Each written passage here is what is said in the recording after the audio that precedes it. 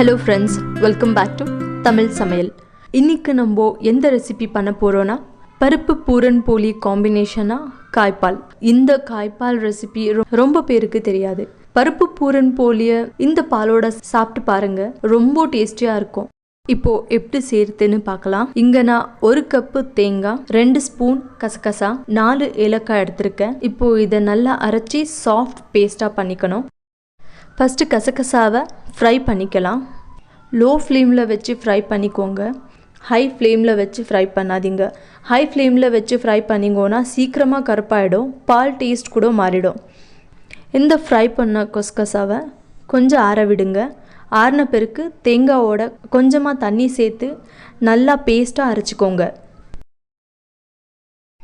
அடுத்தது ஸ்டவ் மேலே ஒரு கடாய் வச்சு அந்த பேஸ்ட்டை சேர்த்துக்கோங்க. இந்த பேஸ்ட்டோட நான் கொஞ்சமாக தண்ணியை சேர்த்துட்ருக்கேன். பால் கன்சிஸ்டன்சியை பார்த்து நீங்கள் தண்ணியை சேர்த்துக்கலாம்.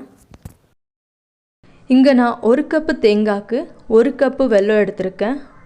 வெல்லத்தை தேங்காய் பாலோட சேர்த்து கலந்துக்கோங்க.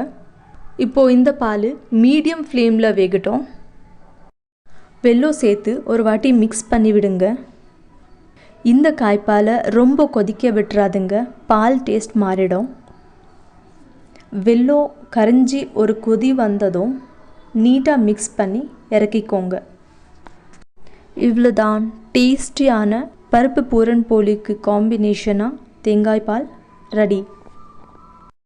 இந்த ரெசிபி உங்களுக்கு பிடித்திருந்துச்சுன்னா நீங்கள் கூட ட்ரை பண்ணி எப்படி இருந்துச்சுன்னு கமெண்ட் பண்ணி சொல்லுங்கள். அப்படியே மறக்காமல் லைக் பண்ணுங்கள், சப்ஸ்கிரைப் பண்ணுங்கள்.